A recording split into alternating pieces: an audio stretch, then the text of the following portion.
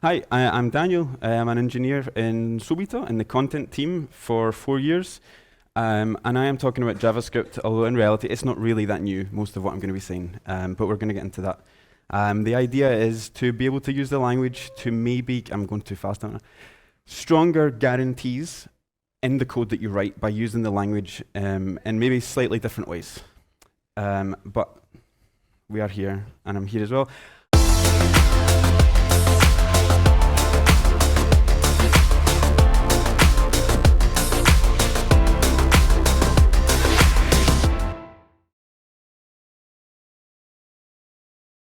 Subito is an online marketplace in Italy, the biggest by most measurements, second-hand and not second-hand stuff, electronics, clothes, books, pets, well you can't ship them, accessories for your pets that you can ship, real estate for sale or to rent, job postings, and we're part of a big international group in Europe with French, Spanish, Dutch and German operations and 2,500 employees in product and tech in Europe. Here in Italy, we are an Italian company with around 50 developers, and 10 of them are front-end. And we have a huge investment in JavaScript, also in back-end for front-end, a big thing that we've done in the last few years. And you say it with the accent on the U, because subito is a completely different thing. It means like something that you've suffered, whereas subito is immediately. Our logo is the sound of this. And the talk is not about Subito, although there's codes from Subito in here. JavaScript is a language that has a lot of updating and a lot of progress being built into it basically all the time, and has been like that since the 90s, although it's accelerating. But I don't think we're necessarily always getting the most out of it because of the way that we write it. And as was said, I've worked for 9 years because I started as an apprentice in this job. And the way that I wrote it in 2014, and the way that I see not just the stuff that I write, but the stuff that pretty much everyone writes, it's almost exactly the same, despite the fact that the language itself has been updated quite significantly in that time. And yet, there's stuff that we can have done here in the runtime that we don't need to do ourselves necessarily, or that we can have done for us that give us capabilities that we otherwise don't have. So I like to do the overview. So we're already in the intro, then I'll finish the intro. The core of this is syntax, really. A couple of examples of syntax that give us capabilities, give us ways to sort of enforce semantics that otherwise aren't there. And then examples from the Subito code base where we've implemented some of those cases. One of our kind of mottos internally is the code isn't the product, so there's nothing really secretive. There are no API keys. And then one line wrap up at the end. So this is not the way that this is going to go, although a linguistic JS talk would be really cool. But JavaScript is a language. It's a constructed language. It's not a natural one like English or Italian. But because it's a language, it has linguistics. It has a grammar. It has a vocabulary. It has an orthography and the way that you write it with the symbols that you actually have to use to represent it. In a certain sense, it has a pronunciation because you can transform it into sound. Although it sounds like English, it's technically not English, it's JavaScript. And we can make certain comparisons. This is where the metaphor gets stretched with other languages because it's got linguistics. So I am going to do one now just to get at the concept that I'm then going to explore with the rest of the examples that I've got there. Which is here in English. This is a natural language example with a timeline of two things in the past. The reason in the past now is there because this other stuff's in the past. One way that you can explain this is by saying, when I arrived home, my boyfriend had already arrived. And the order of those events is objective. It's the timeline here. So the first thing happens, then the second thing happens. But I tell you the second thing first, and then I tell you about the first thing, and I use two tenses. I use the simple past, and I use the past perfect. And I can explain what I've done grammatically by using the language in a certain way. I can also retell that same scenario objectively, style aside, by saying, my boyfriend arrived home, later I arrived home. The order is still the same, but the order that I've described them in is now different. And we can make that simpler. Well, that is the simplification. It's a simpler way to say or to write this thing because it removes that second past tense. So grammatically, it is simpler. There are fewer things being done here, but it comes at a cost. And this is kind of where I'm going to go with the rest of this. The cost there is I now have to say things chronologically. And you can get by there by, yeah, I'll just say things chronologically forever. And you can do that. I mean, there are books written like that. You can write 7,000 pages if you want, as long as everything's in order, and that's fine. But you are paying a cost, and that cost isn't just stylistic, but also sort of material. If you ever forget something, you can't go back and fix it. You can't add it on without having that complexity that's there before. So you trade off flexibility and power for simplicity. And that's, I think, exactly what has happened with the JS that we write for about 15 years. It's not very much like that example, but I think that second concept is what's there. It's a language that I think is full of, oh no, I'll just, for tons and tons of stuff. So rather than write sort of restricted or strict code, we've built up this massive mountain of conventions and then propagated it in a culture that means that we don't do things because we shouldn't, rather than making sure that we can't do the wrong thing, which doesn't protect you from someone doing the wrong thing, even accidentally, which is not ideal. And I have 3 examples that are definitely going to give away the stuff that's in the next part. So rather than having real read-only capabilities, we just won't mutate that stuff. It doesn't help that you can freeze, but freeze is only like 1 level deep or whatever, but you can't, you don't have read-only fields. I've almost never seen read-only fields. Rather than have getters and setters with a property x, you'll have a function that's setx, which is a function, and a function which is getx, and you read it back out. And rather than, oh, it's actually private, for a long time, it was, oh no, I'll just not read the stuff that starts with an underscore, as if that, I mean, there were reasons why some of the stuff that we introduced later then broke. It was because people were reading the underscores, because it wasn't private. It was just, I hope no one reads it. It's not a great place to be.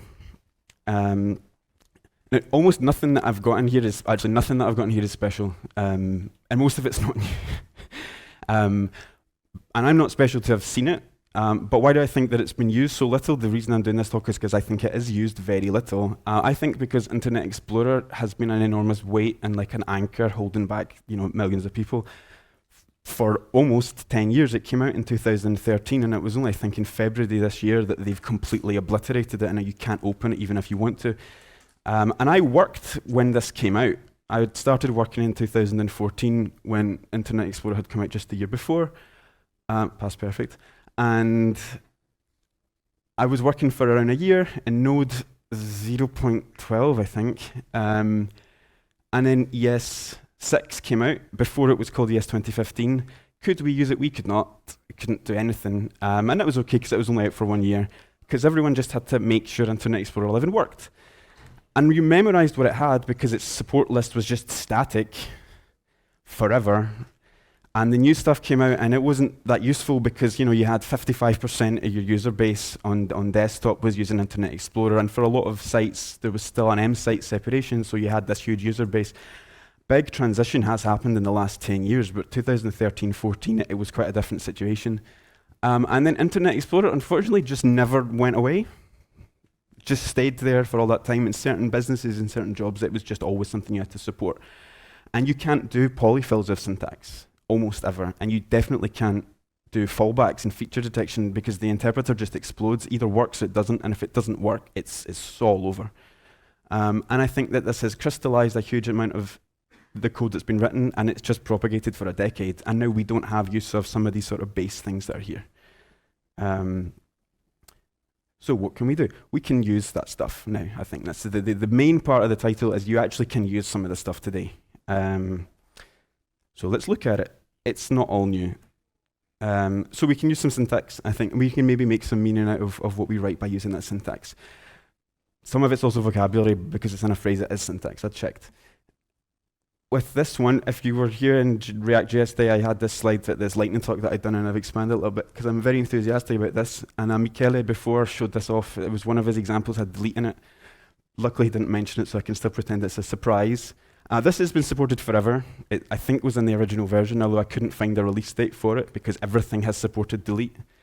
If you want a key or a property not to exist on an object anymore, you can just delete it, and it doesn't exist anymore. And I am almost certain that everyone in here has a use case where this is something that you want to do. And maybe you've never done it. I certainly didn't use this until about a year ago when I realized that delete is supported in strict mode. I thought that it wasn't. You can't delete the variables themselves from a scope, but you can delete the properties. And if the example I've got here is if you try to if you null something out or undefine it in this case, it does still exist as a property. There are plenty of cases in patterns that we use where keys need not to exist, and you can just get rid of them with the operator here, which I think is very rarely used. I've very rarely seen this. It is as legitimate to remove a key in a dynamic language as it is to add one, and we're very comfortable with adding keys onto objects and transforming them at runtime. This is the opposite transformation, but it's perfectly fine to use. But this is pure language stuff. If this didn't exist, we would have to invent it. I could say that for all of them, I'm not going to say it for all of them. Something that was actually added, although it was added in ES3, is a keyword again. This one and his brother, get, an actual getter property. The normal version of this is get within the camel case. It's a function that you call with parentheses and it's on the object or the class or whatever, and everyone's used that. It's used incredibly commonly, as if this didn't exist. It has actually been there since 2008, even in the X411 had this one. But I've almost never seen this in all the companies I've worked in. In the back end, like the .NET, people use this very, very comfortably. We don't, as if it's not there, but it is there. What you get out of this, two things automatically. One is that this field is read-only. The other one is that it's now calculated. You can get a live update from the DOM in this case, rather than having to sort of freeze a value in at creation time. And you can run arbitrary logic here. So if you need to do validation, or you want to do login, or you want to do whatever, you can make sure that stuff happens at read time that needs to happen at read time over and over again. Because maybe you call this twice, if someone's updated the field, you need to take the new value so you don't freeze it. You can call that. I've got a little bit more with the opposite side here, which is the equivalent, which is I'm pointing as if you can't see it. The set here, which is this horrible object that I made to show off the actual validation, because I think the validation is cool. This object here has a write-only field, which is age. If you try to access age, you just get the value undefined. It doesn't break anything, but it is write-only. And then this other one is can enter. I set that with the setter as if you could set can enter, but I don't want to just let you set it. I decide what the validity is. I also validate negative values, and in this case, if it's not a number or if it's below 0, I stop the application and say, no, you can't do that anymore. That's quite handy because it takes us closer to something that we don't normally have, I think, in JS, which is like the impossibility of representing illegal states, which is something that more strictly typed languages tend to go for. I think that Idris, I think, is a language that's like built around this, and the type system, I think OCaml does this, because I saw a talk about that. I don't know what OCaml is. But the type level, they try to prevent you from even being able to create states that shouldn't happen. You can do this at runtime. It's dynamic, so you're going to have to, because we don't have a static type system. If you write this, the cascading effect could be you don't need validation logic around the data that you have anymore in other places, because you can guarantee that it's not going to be that. So you don't need to check it every single time that you access it, for example, and sort of overcome a convention by writing your own stuff, rather than just being so uncertain all the time about what's going on, and leaning into it with the language letting you do this. Sort of cousin of them, which I don't like very much as an example. This isn't syntax at all, this is an API, but this is sort of the largest extension of that capability. This one came out in 2011, so it's slightly newer. Also IE11. This one's hardly ever used, it looks really weird. This is like the opposite of an object literal. It's a very, very configured property. It's not that nice to read either. The first parameter is the prototype, which is null in every case I've ever done. As I said, I'm never going to do the chain. I'm never going to make a chain. The name of the property on the left is the name that it's going to have on the final object. And then there's a configuration that you can pass to it, which has a couple of variations. What you can do here, rather than have something that runs logic when you actually access it, is just say it's read-only because it's not writable, and give it a static value if you don't want to run any logic. And you could switch between this and the get example, because I didn't mention this on the slide before. I'll go back. When you access it just like a normal property. So the interface is the same between a normal, like literal one and a get. So you can change the implementation underneath between them if you need to add some logic in, and no one will ever know at the read site. So it's completely interchangeable. You could go back and forth. You could switch from this to this on the same name, and it will work in an external consumer that could be you, it could be a colleague, it could be anyone else anywhere in the world if you publish this. This is a 2011 one, very, very early. We've used this a couple of times for creating really static configuration objects that should not and cannot ever change.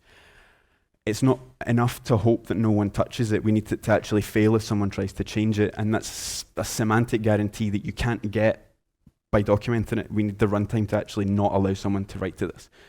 I'm pretty sure if you write to this in strict mode, it fails, that it just blocks, which is what you want, what's what I want in that case. Yeah, this goes way above. No, don't worry, I'm not going to do that. I have one more example of code, which is actually new this time, from 10 years later. Finally, this one came out in 2021, which is actually new. It's not exactly in the 2-year window. At least in Subito, we have a 2-year window for support on major browsers, and after that, we have to validate it. But we support backwards 2 years, mainly for Safari updates, particularly with the kind of once-a-year major release. But this is supported since Safari 14.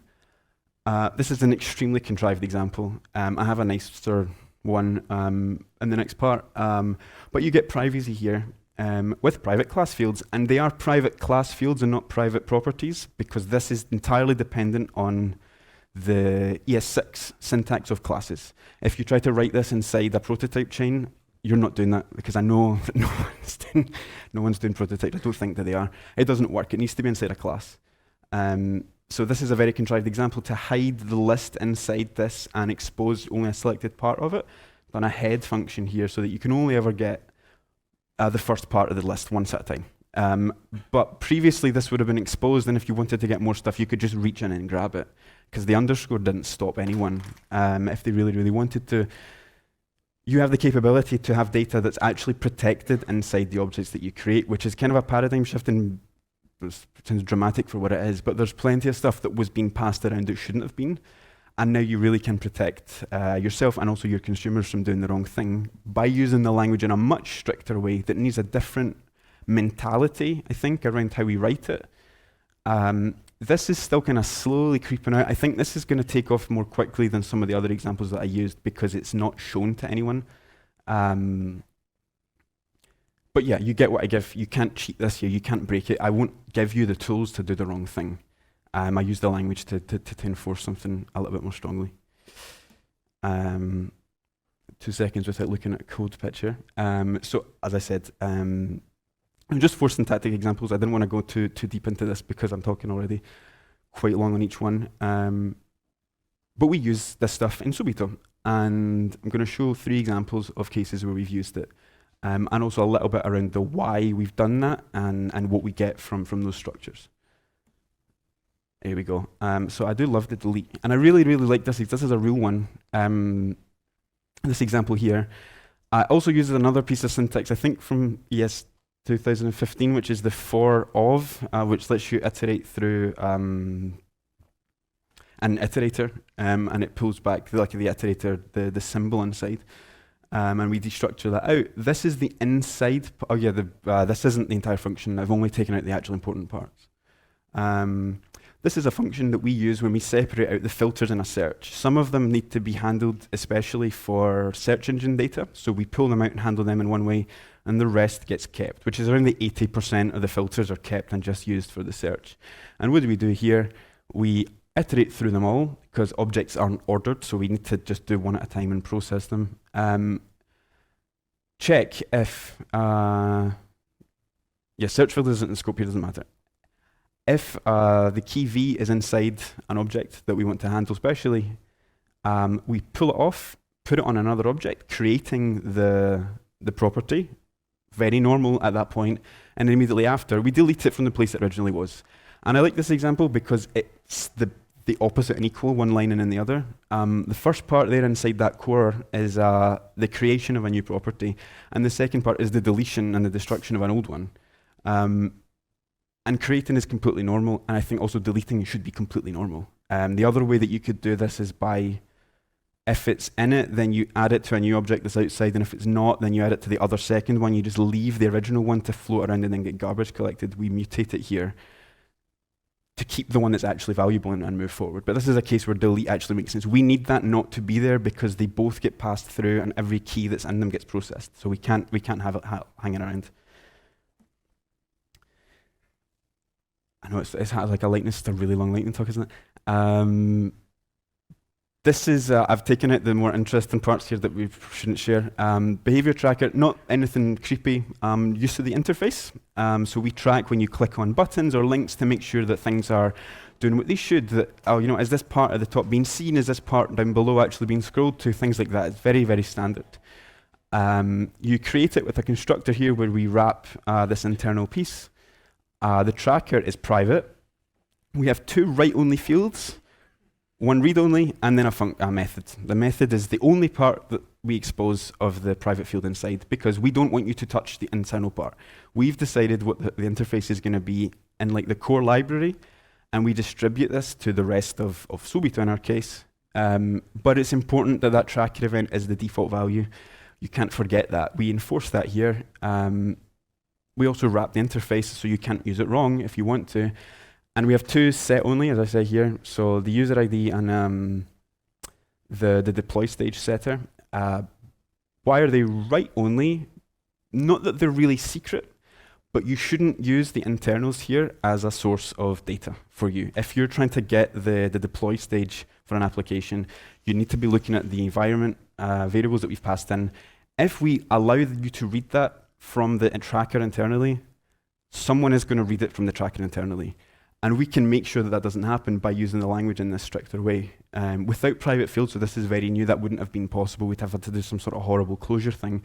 But we're able to guarantee that no one is reading this data. The user ID, again, is not private in this case, but we don't want that to be exposed by the tracker. It should be read from a more reliable source. So there's plenty of reason to do this, but these are only possible at a language level. Otherwise, we'd have to implement something else, or we just wouldn't be able to do it, and you would have to document, like, please don't read from here, which doesn't work. Someone is going to read it because it's too convenient not to. And you can just guarantee that it's not going to happen, which is very nice. And then same thing here, it's pretty much the same. This is another case, it's like a utility object. This is to fill in a path with car parameters. If you go and look for a car and you use filters, you get like the name of the brand and the path. So we have to fill them in a hierarchical way. And this is just a little piece of logic that we have that we implemented quite recently, where we expose two pieces of behavior over this internal thing, which is just an array, so that you don't need to think about the array. You need to think about the concept that you're working with. This is only possible with classes. Well, I mean, we could have done a prototype, but the internal part, which is hidden, which is the slot list here on the constructor, you make the object and it's bundled up for you. The parts of it that you then interact with you don't need to know what it is underneath. And now you don't know what it is underneath, and you can't do anything with it that you shouldn't do. For example, if we expose the private field here, although it's not writable, if you get it and then sort it and it's changed in place, you've reached inside the class and rearranged parts inside it, because JavaScript is built to do stuff like that. But you're able to use syntax in this case. It's just a getter with a private field rule. In this case, this is like the emphasis on the private part. If you mess up that array, you're going to get a URL that doesn't work anymore, so it breaks. And we're able to use the syntax here to create something that isn't breakable. We don't let you use it wrong. And that's good. I don't let myself use it wrong. I don't let my colleagues use it wrong. I pass it into a library that I'm using, and that library isn't able to do things that it shouldn't do. That's where this starts to kind of become more interesting, especially if you're interacting with even a group level thing from the company that you work with. Not being able to reach in and touch and read and change the things that you shouldn't be able to is a really, really important capability. And the language does offer that. If the language doesn't support it, you can't stop it, but you can. And that's the end of my examples. I've listed a couple of things here just out of interest. I think I'm all right for now, actually, right for time. One keyword that I didn't fit here because I didn't have a good example for it, because we don't really rely too much on classes, is static fields. So you can do static as a keyword before fields. and then they exist on the class object instead of on the instances. That's a cool one. Import, another keyword that does stuff in a very different way, especially on the front end. Decorators aren't standard yet, but they'll replace the login case, at least of the getter and setters. And maybe, I don't know, the dialogue element of HTML is very internal behavior. It has a whole load of, it's a weird HTML JS API that isn't really HTML, it needs JS to work. But there's stuff here that's coming up or that already exists that you can get use out of. Just nothing here is imported, nothing here's been invented. It's all, if the language didn't have it, you couldn't do it. But we don't, for some reason we don't. And maybe you didn't know that this stuff was here. I certainly didn't know that a lot of this stuff was here until, you know, a few years ago, so I wanted to show it off. Also the cases where we've used it. And I'm finished. This is the message I want to finish with. None of this is necessarily, I'll always use that, because there aren't always correct choices, but there definitely can be better choices that you can make.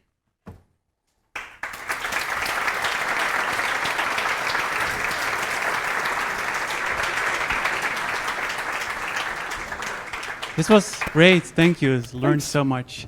Are there any questions in the audience?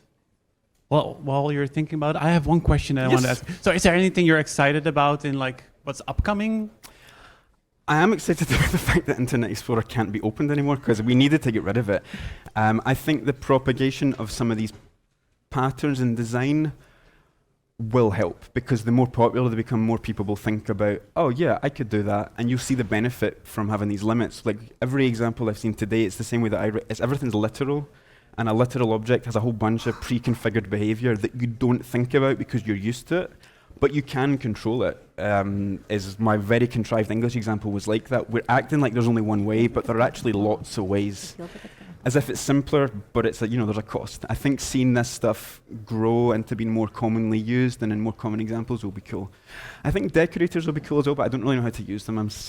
Everything's got them. Python has them. We should probably have them as well. Yeah. Any other questions? No? Well, then thank you very much. Thanks. No, thank you.